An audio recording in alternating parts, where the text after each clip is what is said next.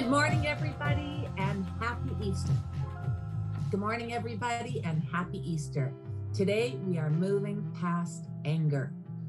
Do you want to get over anger, feel safe, have forgiveness and grace? Then this next 15 minutes is for you. Hi, I'm Miss Chrissy D with the P&K Files, Help When Life Happens, and this is Darlene Turner with Victim to Victory.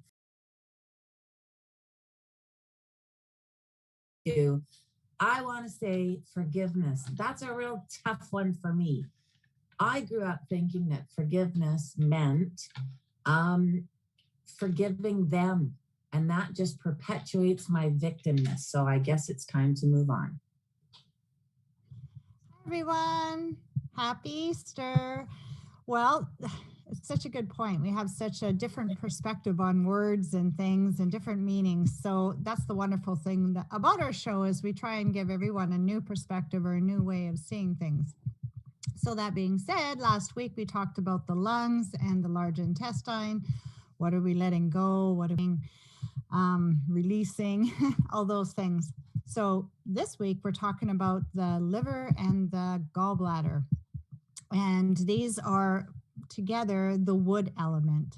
So the wood element out of the 5 Chinese medicine of elements is spring. It's green, it's growing, it's structures of our new plan. It's also strength and flexibility all comes in here. And the one thing I want to also mention about wood, because when we think about anger, it's fire, it's hot, it's, and so we need the wood to create the fire, right? So it's important to have this coming into balance and a good connection to it. So let me explain a little bit. Michael's going to bring up our picture there.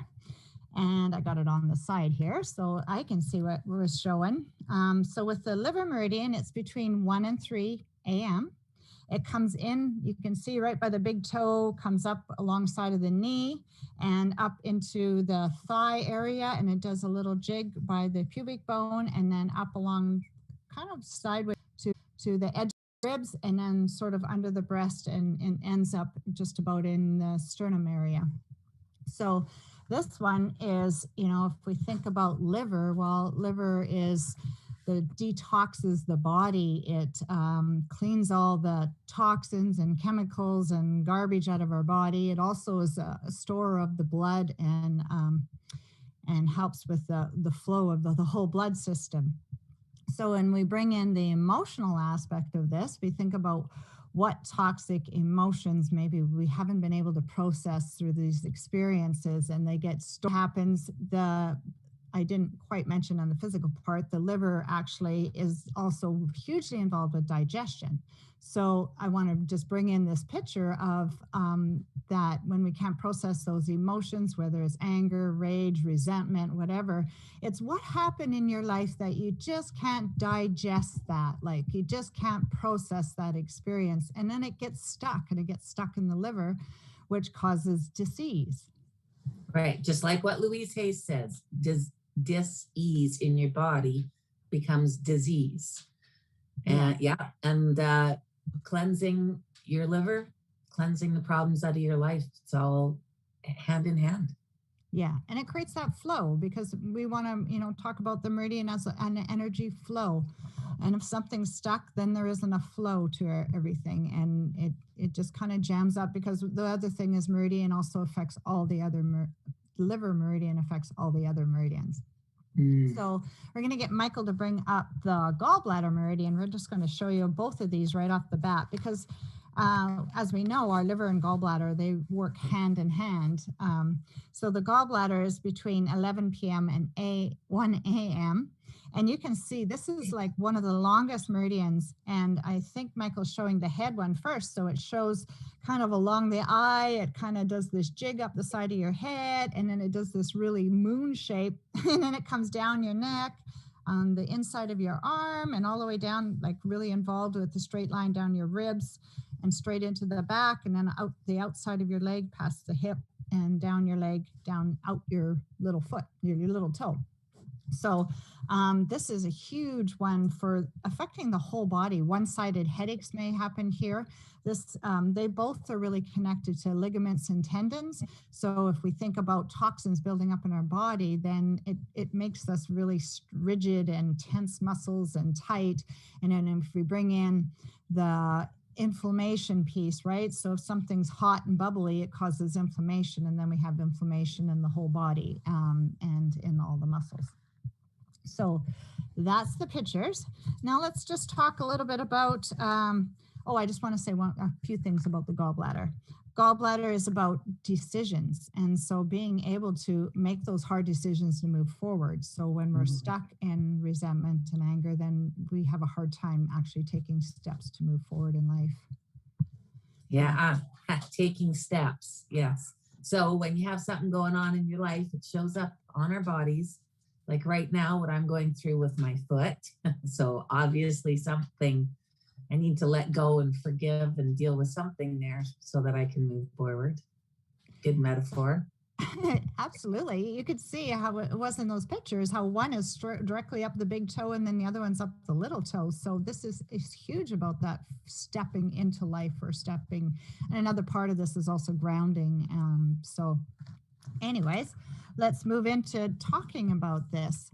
So where have you stuffed your anger or resentment, or what that looks like for you? I know for me, it has never been safe. Anger is not a safe place to be.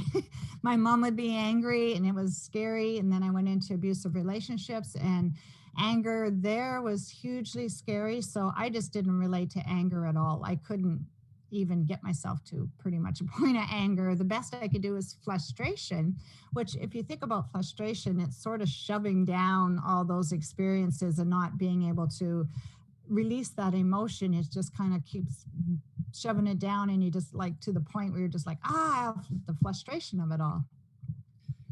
Yeah. So, and I'm the opposite. I wish I could keep my mouth shut when I'm angry, but I can't. And it gets me into a lot of trouble sometimes, but it also fuels the fire. When myself and a few others were fighting for the National Sex Offender Registry, that came out of pure anger. I was absolutely so angry at the fact that that could happen that I just got mad, and I stayed mad for 10 years until we changed it. And that's amazing. Like, you're an advocate, really, even in your work that you do for injustice and creating that wood or that fuel for fire to create change in that. And that's a wonderful thing. Another way to look at anger is maybe you're a person that's in anger all the time. You're just mad, right? And anger actually is sort of a cover up for deeper emotions. Like I say, maybe you were hurt as a young child or in a relationship, or, that from that hurt becomes resentment and these other things. Another thing I want to say about anger is it's actually a step up from depression. So if we're in that place of not even engaging in any emotions, then anger is actually a step up, because it's like, oh, you're getting your fire back, your fight for life. So these are all really important. And I wanted to bring in how children are such a wonderful example of this for us, because they can go from being angry and having a fit or crying or whatever, and then the next moment they're like, okay, let's go play, or whatever. So yeah. One of my daughters, when she was little, she was the most easygoing child. And I always let my kids know that if they wanted to be angry and scream, swear, argue, whatever, that was okay. And we were in the mall one day, we're in the bathroom, and she just laid down on the floor and had a temper tantrum. And it was loud, people were staring, and all of a sudden she got up and she said, whew, good thing I got the grumpies out before Easter. And off we went, left the bathroom. Everybody was staring at us, wondering what had happened. And she was fine. She knew she had to get the grumpies out. She did, and we moved on. And that's exactly it. Just being able, emotions are meant to be felt and let go of, like a flowing to them. Emotion is energy in motion. So that's why we call emotions like they get stuck, because if there's no energy and motion, then they're stuck emotions, which causes disease and disorder in the body.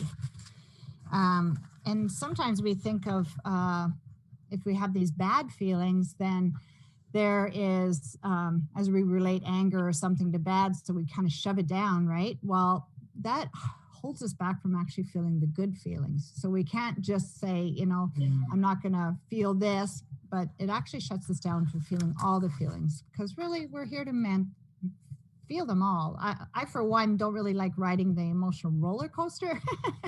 I like to kind of even keel. But you know what? If it is that for you, some people are just emotional people, and there's nothing wrong with that, and they're a great example of actually being able to feel their feelings. But like I was saying, with anger, there could be deep hurt underneath that, and just not being able to process that experience. And it's just unforgivable sometimes that, like we mentioned, it's hard to forgive how somebody could do that to somebody.